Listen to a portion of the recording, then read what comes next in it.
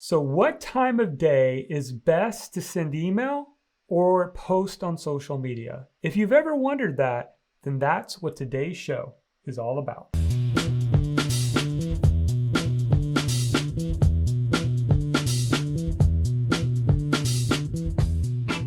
Hey Messenger, welcome to the Market Your Message Show. I'm Jonathan Milligan, author of the book, Your Message Matters. And our goal here is to help you rise above the noise and get paid for what you know.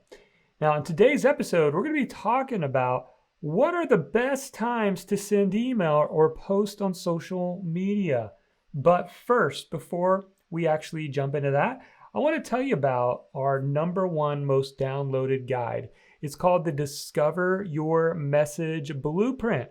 This is the perfect 10-page guide for those of you who are wondering, Jonathan, I don't really know who my audience is yet. I'm trying to figure out my niche. Who's my target dream customer? I don't know how I show up best. What's the problem I'm trying to solve? If any of those questions are on your mind, this 10-page guide can put all that to rest. All you need to do is go to marketyourmessage.com/discover and download your 10-page guide today and get that business going. All right, so today we're going to be talking about what are the best times to send email to your list or even post on social media. What about the best time to post on Twitter? What's the best time to post on Facebook? Or, Jonathan, my audience is on LinkedIn. When is the optimal time to get it in front of them? Well, let me kick it off by actually telling you a little story. So back in the day when I first started my blog, I saw that I was supposed to be building an email list. So I put up a little thing on there, said subscribe to my newsletter.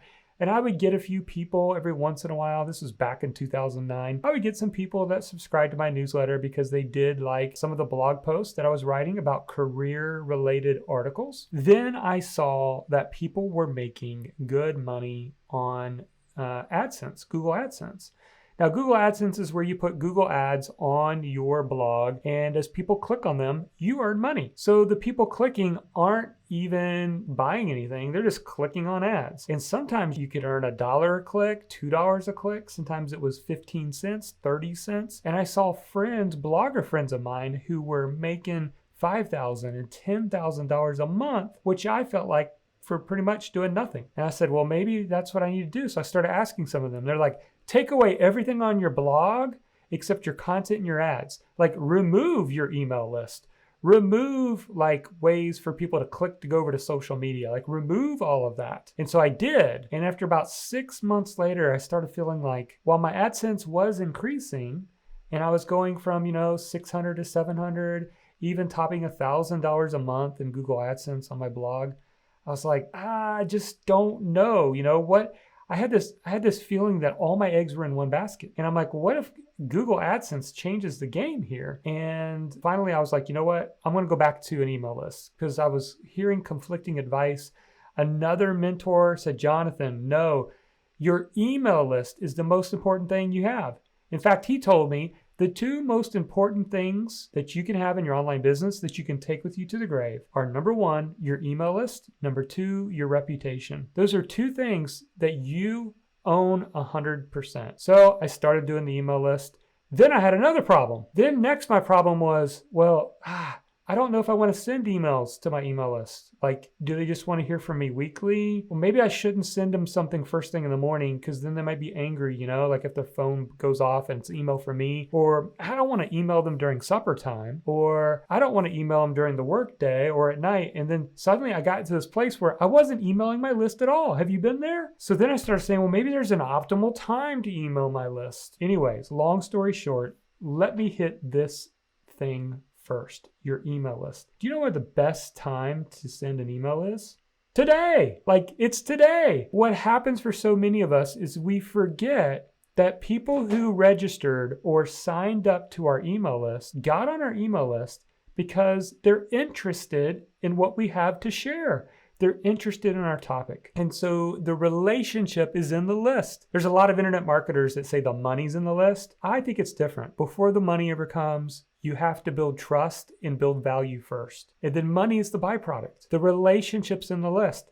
People need to hear from you. How would a relationship go with your current spouse if you stopped communicating to them every day? Not so good, would it? So the best time to send an email is today. And here's why this is different than social media. Because people check their emails at different times. They clear out their email inbox, right? That's what a lot of us do is we actually check through all of our emails, regardless of when it was sent. And so stop worrying about when to send an email and stop and start building that relationship on a regular basis. So why is social media different? Well, social media is different because people are on at different times. And depending on when they're on can sometimes be when your post shows up in front of them. For example, I've heard people use this analogy when they talk about Twitter. They said being on Twitter is kind of like standing next to a bubbling brook or a small little creek. As the water's flowing by, picture each tweet flowing by you, right? And for a lot of people, they don't realize that Twitter, especially each tweet, has a very short lifespan. I've heard experts say 15 seconds is like the lifespan of a tweet. Now, that's not to say that people won't find it later and they go look at you and see what you've been tweeting about. That's certainly the case. But for the majority, depending on which platform, when you post can improve your engagement and your results. So with that, let's jump in on some of these studies. Now, these studies were across like 27 different studies. I'll give you an example. There were CoSchedule, who has hundreds of thousands of users on their social media scheduling platform. They anonymously analyzed all of the data. So think about that. They actually analyzed real data and said, when do our users get the most clicks? What time of day on Facebook, on Twitter, on Instagram? Wouldn't you like to know that? Well, that's what we're going to be talking about. Also, HubSpot did a study and many others, and then I layered them on top of one another to bring it all to you on a silver platter. So here we go. Let's talk about Instagram first. Instagram, the best time of day is either, and by the way, all these times are going to be Eastern time, Eastern US times. And the reason for that is surprisingly still close to 80% of the population in America, I'm just talking about America here, still live east of the Mississippi River. So majority of your audience is still going to be closer to the Eastern Standard Time. So we talk about Instagram, you want to look at 8 o'clock, 1 o'clock, or 9 o'clock. The best day of the week are Fridays. So you could think about, well, hey, you know what? I'm real busy. I'm not able to post every day on Instagram. Well, maybe you need to think about, you know what? Every Friday at 8 o'clock, I'm posting on Instagram, right? Or Jonathan, I'm going to post every day for the next week at 1 p.m. on Instagram and then see how your engagement goes, right?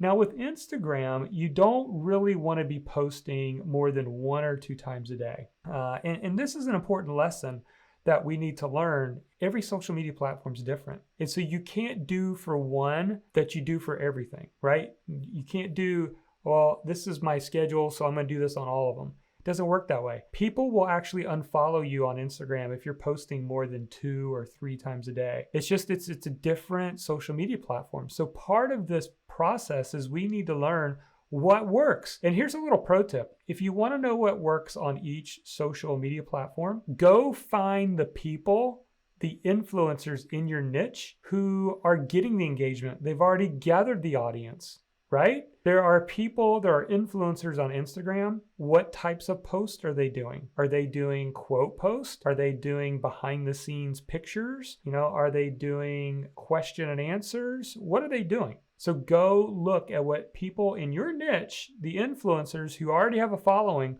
what they're doing on that platform and replicate it. All right, let's talk next about Facebook. So here are the results of these studies. For Facebook, the best times a day, and we're talking about your Facebook page, all right? The best times a day are between 9 and 10 a.m., 12 and 1, and 4 and 5.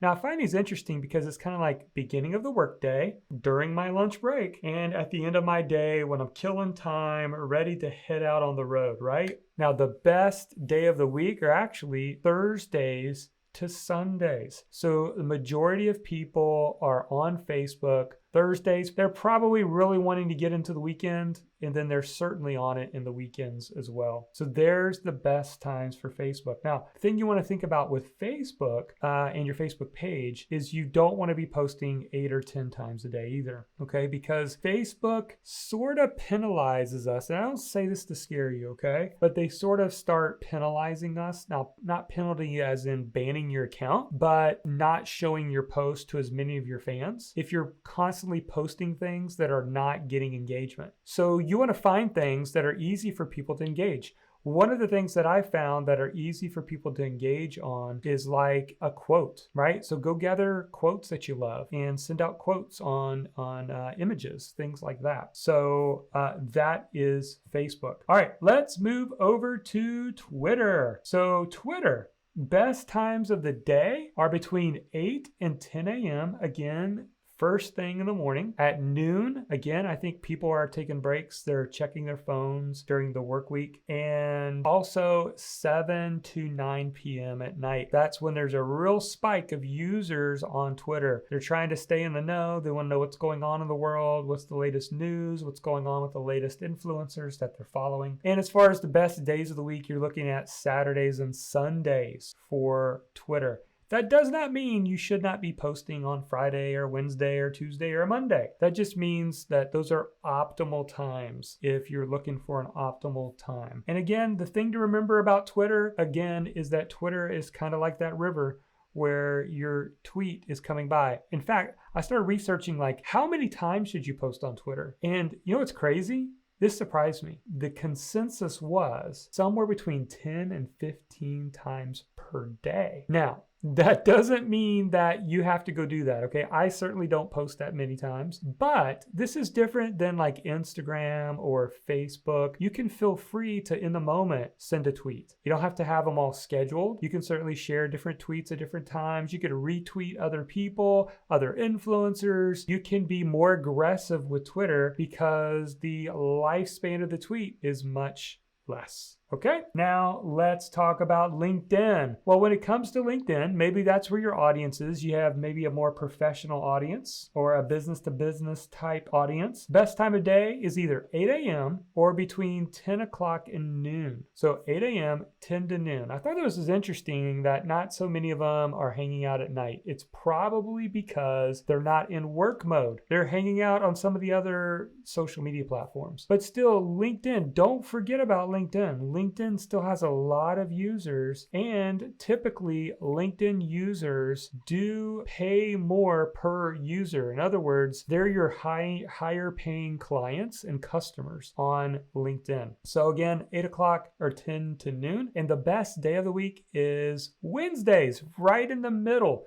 So if you're like, Jonathan, you know, I've heard this LinkedIn Live is coming around. And by the way, rumor has it LinkedIn Live is going to be available to everyone. It's still currently while we're recording this, it's only during for certain beta testers. Then, you know, a good opportunity for you to do a LinkedIn Live show, if that's where your audience is hanging out, would be like around noon on Wednesdays, right? Because they're the most on Wednesdays around noon. And then last one we're going to look at is Pinterest. Now, Pinterest was a surprise to me, but this was the consensus. 8 p.m. to 11 p.m. That is the high point when you've got the most eyeballs on Pinterest. And so when people, it's mostly females on Pinterest, but there are males on Pinterest as well. But if we think about it, it's the ladies at night, they're relaxing in the evenings and they're opening up Pinterest and they're getting, you know, design ideas, recipe ideas, looking up things that they like. And so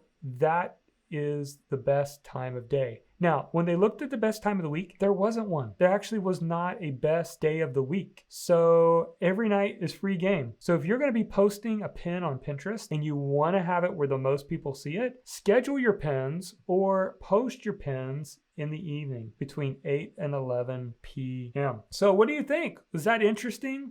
Did you like those results for you? Again, that was the summary of over 27 different studies studying hundreds of thousands of actual user accounts to determine when are people clicking the most on posts when they get sent out in social media. Now, I want to actually show you one further step before we wrap things up. And I want to show you how to actually put this into action. So Jonathan, okay, this has given me some confidence now that I at least have a schedule or a template to follow, but how do I actually follow through? Well, there is a software that I use that we use here at our company called SmarterQ. And I'm going to be showing you right now how that looks and how I set up my schedule. Now, if you're listening to the podcast, you're going to need to hop over and look at this video of the episode. By the way, you can go to marketyourmessage.com/show and see the video version of this show. But let me right now show you what that looks like. So first of all, let me show you LinkedIn. So inside of SmarterQ, I have established a couple different categories of types of posts, and I have put them all Monday through Sunday at 12 noon for LinkedIn, because the optimal number of times to post on LinkedIn is about 1 or 2 times a day, and the optimal day or time of day is around noon. So there you go. I've got my categories scheduled. When it comes to Facebook, here's what my Facebook schedule looks like. I have posts scheduled Monday through Sunday at 9 a.m. and then again at 1 p.m. So again, optimizing the most optimal times, going twice a day on my Facebook page. And then let me show you one more. Here's Instagram. Now for Instagram, what I've done is I've just set up every day at 8 a.m. I'm going to schedule a post to Instagram. Now, I actually not every day, but I try to post at least 2 times a day on Instagram. But I like for the other one to happen around the afternoon, like around 1 o'clock, another optimal time to post on Instagram. And I like it for it to be more of behind the scenes, or what am I doing, or showing different areas of my life, right? Because Instagram is not just about your business. You also want to be showing the different parts of your life, some of the personal sides of your life, what you're up to that day, the things that you're working on, the things that you're passionate about outside of work, right? And so I leave that open so that it's not scheduled, but it's something I'm doing more impromptu during the day. Now, if you would like to use or even test out the same software that I'm using to schedule all of my social media, I have tested all the different tools out there, and SmarterQ is my favorite, hands down. And the reason why is because it does what the big boys can do without the big boy cost, if you understand what I'm talking about. It's way more affordable, and for your average blogger or content marketer, you can get started for very little. And the cool part is, as one of their partners, I can actually give you a 30-day free trial. And so we've set up a special link where you don't even have to put in a credit card. You can actually go take the schedule that I've given you today and go set your schedule up in social media for whatever social media platform you want to start building an audience or building traffic from. And so go to jmill, that's the letter J, mill.biz, B-I-Z, /SmarterQ. Now the word Q is Q-U-E-U-E.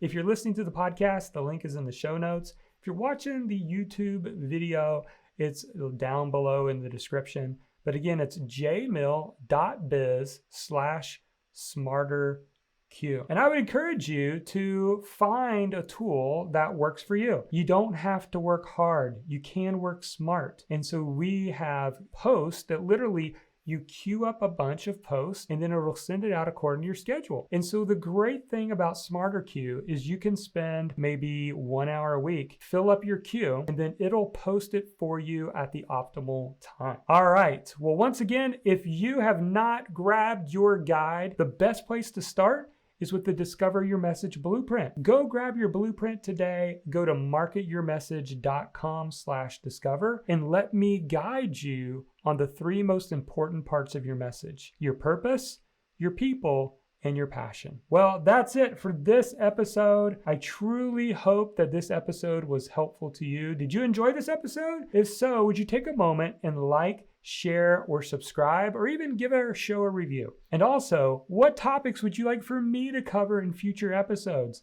Let me know. But until then, never forget, your message matters.